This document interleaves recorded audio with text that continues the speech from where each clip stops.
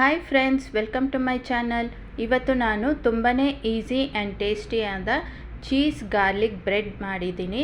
ಇದಂತೂ ತುಂಬಾ ಚೆನ್ನಾಗಿರುತ್ತೆ ತಿನ್ನೋದಕ್ಕೆ. ಸೊ ಇದು ಹೇಗೆ ಮಾಡೋದು ಅಂತ ನೋಡೋಣ ಬನ್ನಿ. ಫ್ರೆಂಡ್ಸ್, ನಾನಿಲ್ಲಿ ಒಂದು ಬೌಲ್ ತೊಗೊಂಡಿದ್ದೀನಿ. ಅದಕ್ಕೆ 2 ಟೇಬಲ್ ಸ್ಪೂನಷ್ಟು ಸಾಲ್ಟೆಡ್ ಬಟರ್ ಹಾಕ್ಕೊಳ್ತಾ ಇದ್ದೀನಿ.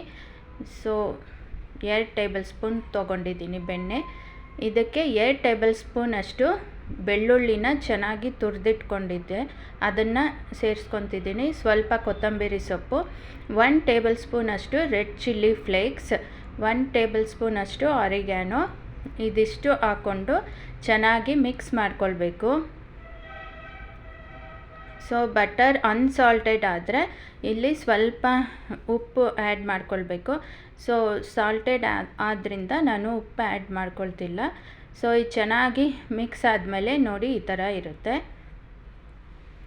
ಇವಾಗ ನಾನು 2 ಸ್ಲೈಸ್ ಬ್ರೆಡ್ ತೊಗೊಂಡಿದ್ದೀನಿ. 1 ಸ್ಲೈಸ್ಗೆ ಇವಾಗ ಪ್ರಿಪೇರ್ ಮಾಡ್ಕೊಂಡಿರೋ ಮಿಕ್ಸ್ಚರ್ನ ಹಾಕ್ಕೊಳ್ತಾ ಇದ್ದೀನಿ. ಚೆನ್ನಾಗಿ ಸ್ಪ್ರೆಡ್ ಮಾಡ್ಕೊಳ್ಬೇಕು.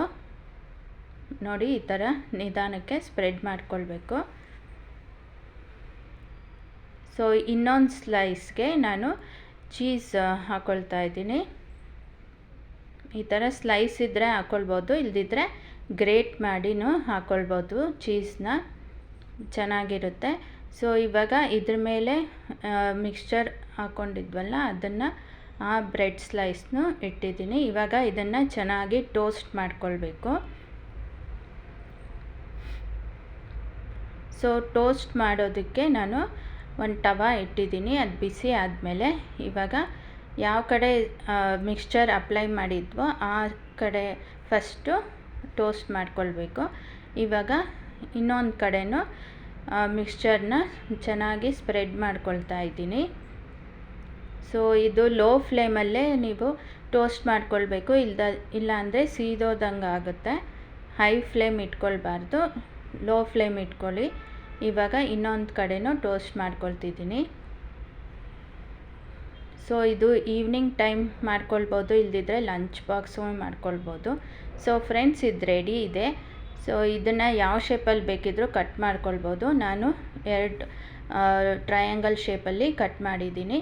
ಸೊ ಫ್ರೆಂಡ್ಸ್, ನೋಡಿದ್ರಲ್ಲ ಎಷ್ಟು ಈಸಿಯಾಗಿ ಚೀಸ್ ಗಾರ್ಲಿಕ್ ಬ್ರೆಡ್ ಮಾಡ್ಬೋದು ಅಂತ. ಇದಾಗಿತ್ತು ಇವತ್ತಿನ ವಿಡಿಯೋ. ಈ ವಿಡಿಯೋ ಇಷ್ಟ ಆಗಿದ್ದರೆ ಲೈಕ್ ಮಾಡಿ, ಶೇರ್ ಮಾಡಿ, ಸಬ್ಸ್ಕ್ರೈಬ್ ಮಾಡಿ ಮತ್ತು ಬೆಲ್ ಐಕನ್ ಪ್ರೆಸ್ ಮಾಡಿ. Take care. By friends.